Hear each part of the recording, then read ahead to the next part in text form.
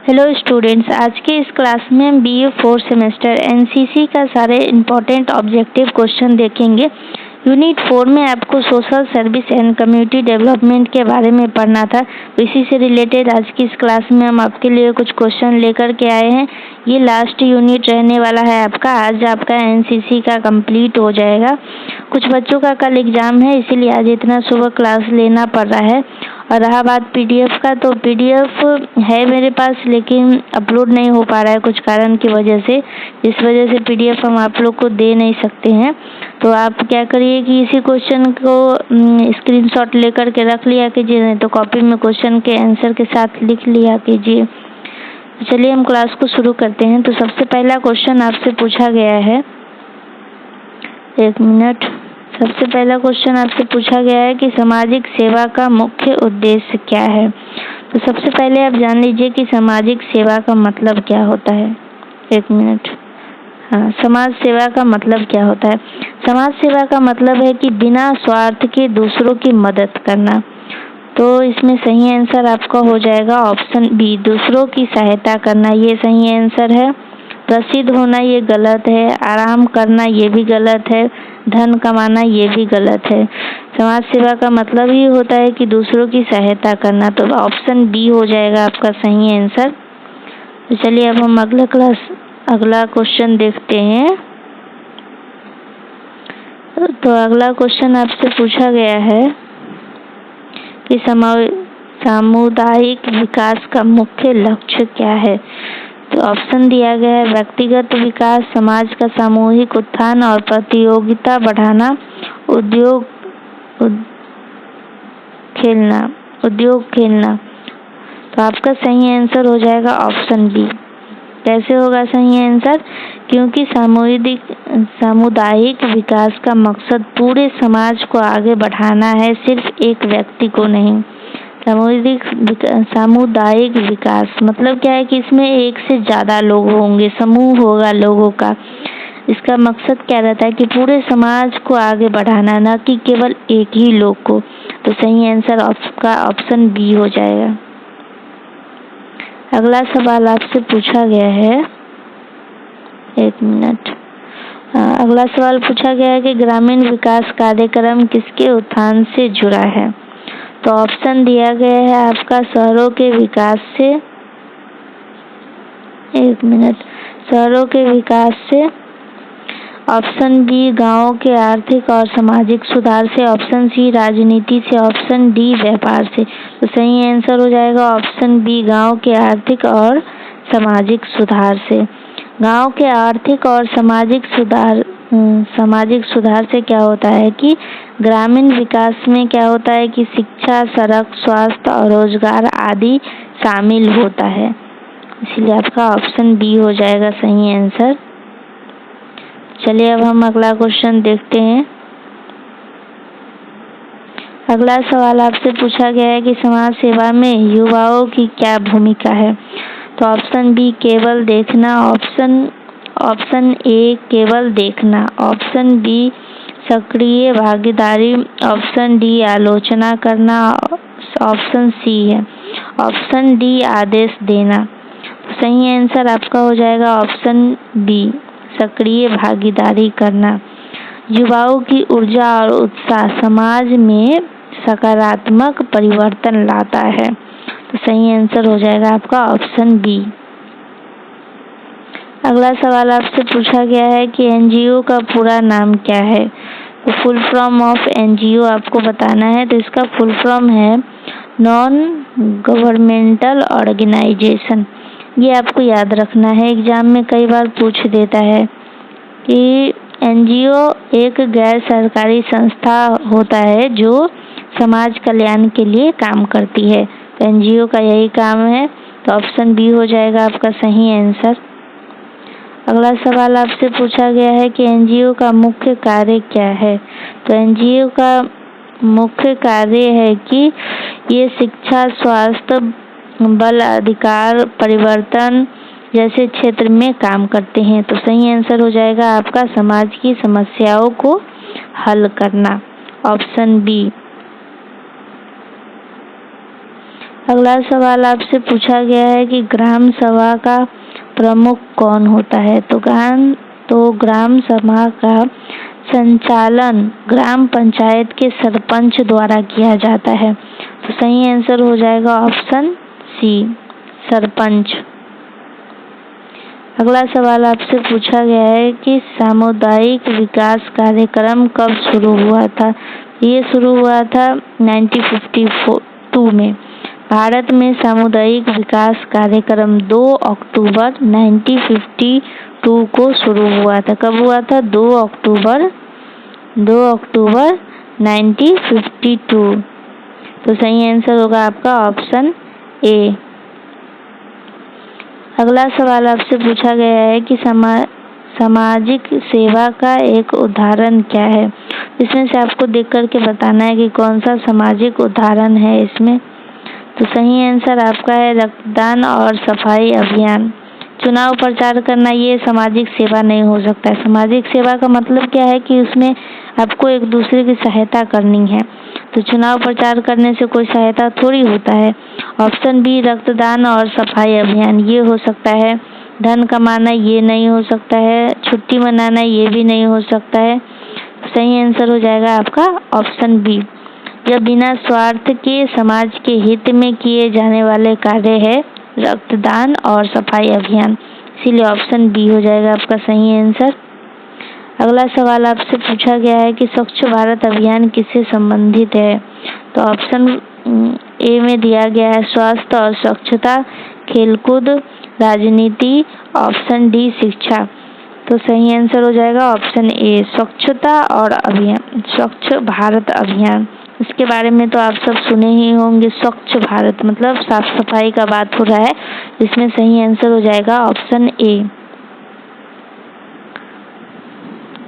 अगला सवाल आपसे पूछा गया है कि युवा सेवा के माध्यम से क्या सिखाया जाता है।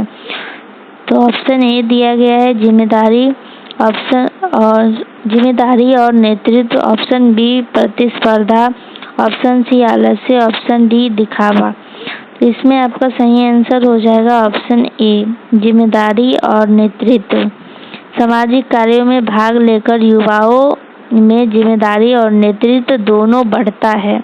तो सही आंसर हो जाएगा ऑप्शन ए। अगला सवाल आपसे पूछा गया है, आप सब क्या करिए कि क्वेश्चन देखिए और ऑप्शन देखिए। डायरेक्ट सिर्फ आंसर मत देख लीजिए, क्वेश्चन और ऑप्शन देखिए, उसके बाद कमेंट में आंसर दीजिए। तो चलिए अगला सवाल आपसे पूछा गया है कि ग्रामीण विकास में कौन सा क्षेत्र सबसे जरूरी है। तो ऑप्शन ए है शिक्षा, ऑप्शन बी मनोरंजन, option C fashion, option D खेल। तो इसमें आपका सही आंसर हो जाएगा शिक्षा, क्योंकि शिक्षा बहुत ही ज़्यादा इम्पोर्टेंट है। शिक्षा से ही रोजगार, स्वास्थ्य और जागरूकता संभव है, इसीलिए सबसे ज़्यादा जरूरी है ग्रामीण विकास में शिक्षा। तो सही आंसर ऑप्शन ए हो जाएगा। अगला सवाल आपसे पूछा गया है कि एनसीसी कैडेट समाज सेवा में क्या कर सकते हैं। एनसीसी कैडेट समाज सुधार के हर कार्य में सक्रिय रह सकते हैं। तो सही आंसर हो जाएगा आपका ऑप्शन ए, ऑप्शन बी रक्तदान शिविर लगाना, ये भी इनका काम है, और साक्षरता अभियान। तो सही आंसर हो जाएगा ऑप्शन डी। ये तीनों का तीनों सही है, इसीलिए ऑप्शन डी हो जाएगा सही आंसर। अगला सवाल आपसे पूछा गया है, सामुदायिक विकास की सफलता किस पर निर्भर करती है। तो वो है आपका जनता की भागीदारी पर। जब लोग खुद आगे बढ़कर काम करते हैं तभी असली विकास होता है, इसीलिए ऑप्शन ए हो जाएगा आपका सही आंसर, जनता की भागीदारी पर। अगला सवाल आपसे पूछा गया है कि युवा किस प्रकार ग्रामीण विकास में मदद कर सकते हैं। तो ऑप्शन दिया गया है गांव छोड़कर, ये तो गलत है। ऑप्शन बी है गांव में योजनाओं को लागू करके, ये सही है। शहर जाकर काम करके, नहीं, ये भी गलत है। दूसरों पर निर्भर रहकर, ये भी गलत है। तो सही आंसर आपका ऑप्शन बी है, युवाओं की सक्रियता से सरकार की योजना जमीन पर उतरती है। तो जब युवा सक्रिय होंगे तभी जाकर के कोई भी योजना सफल तरीके से लागू हो पाएगा। तो सही आंसर हो जाएगा ऑप्शन बी। अगला सवाल आपसे पूछा गया है कि समाज सेवा किस प्रकार का कार्य है। तो ऑप्शन ए स्वैच्छिक, ऑप्शन बी बाध्यकारी, ऑप्शन सी निजी या फिर ऑप्शन डी व्यावसायिक।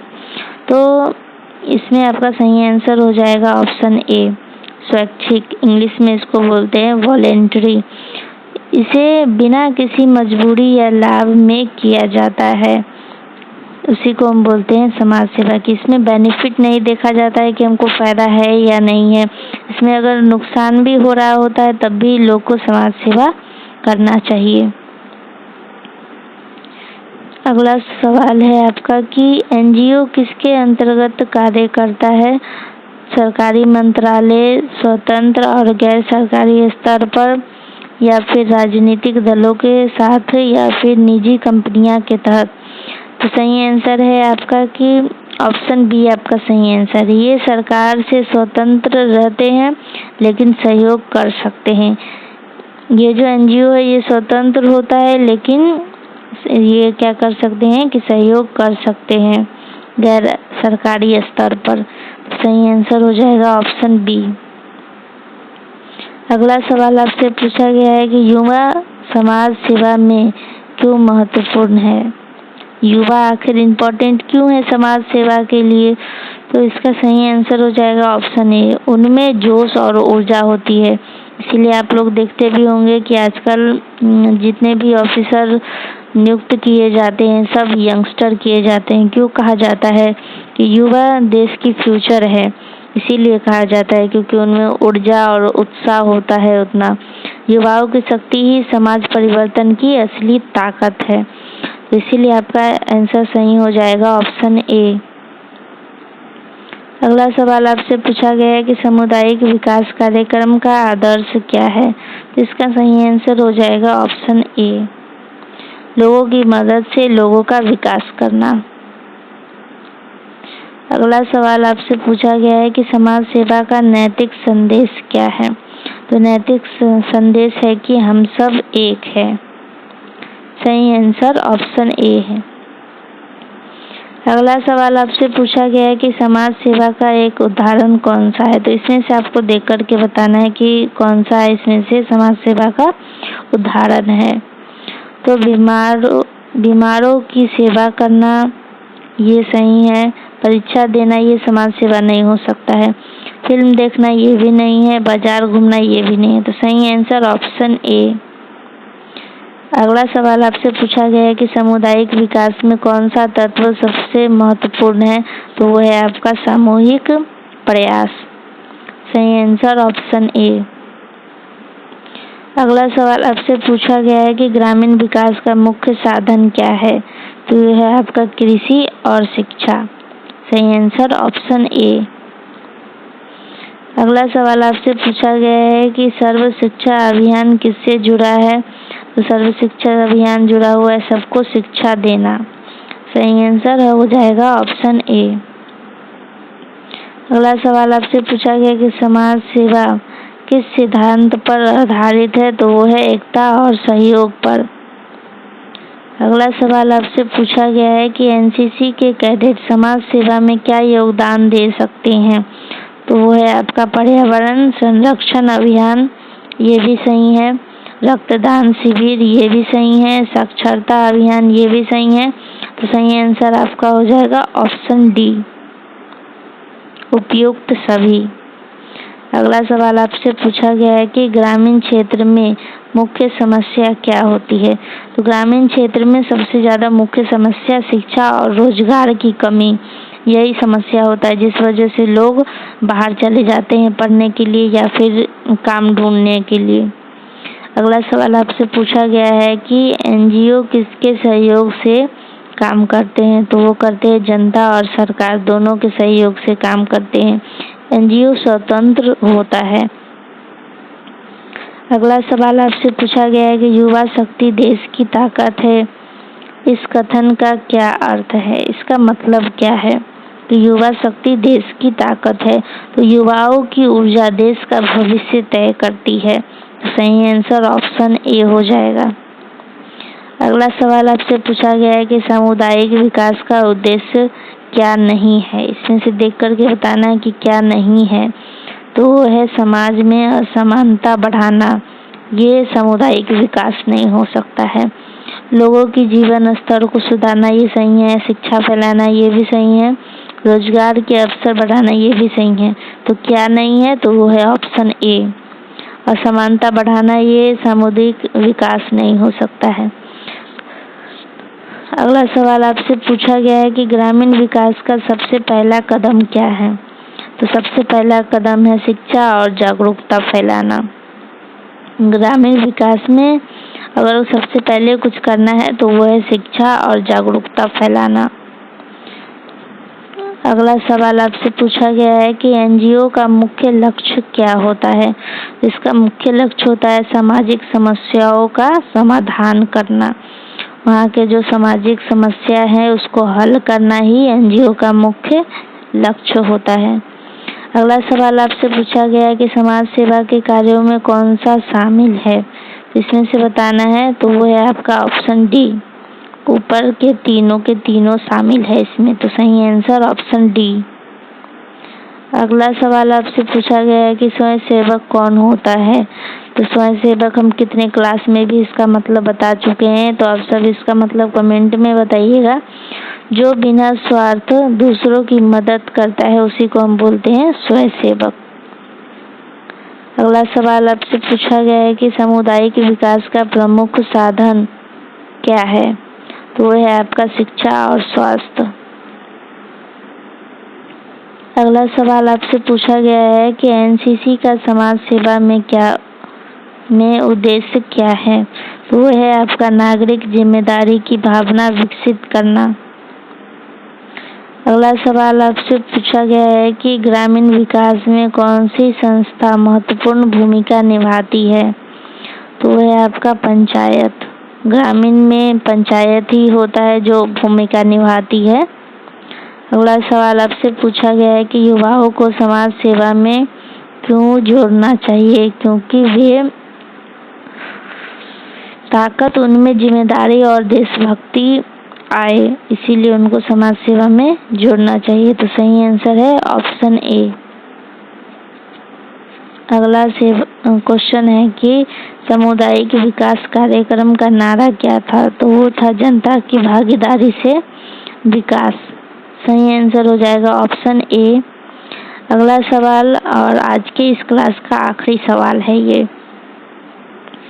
समाज सेवा का अंतिम लक्ष्य क्या है। समाज सेवा का अंतिम लक्ष्य है समाज में समानता और एकता स्थापित करना। तो आज के इस क्लास में बस इतना ही क्वेश्चन था। तो क्लास को एंड करने से पहले हम कुछ कहना चाहते हैं आप सबके लिए कि आप सबके लिए इतना मेहनत करते हैं तो वीडियो को लाइक शेयर एंड सब्सक्राइब भी कीजिएगा। अपने दोस्तों के साथ भी शेयर कीजिएगा। तो पीडीएफ तो हम डाल नहीं पाएंगे, इसीलिए आप सब इस क्वेश्चन का ही स्क्रीनशॉट लेकर के रख लिया कीजिए या फिर एग्जाम से पहले रिवीजन कर लिया कीजिए। और इसका सारा क्लास आपको प्लेलिस्ट में जाकर चेक कीजिएगा, प्लेलिस्ट में आपको मिल जाएगा।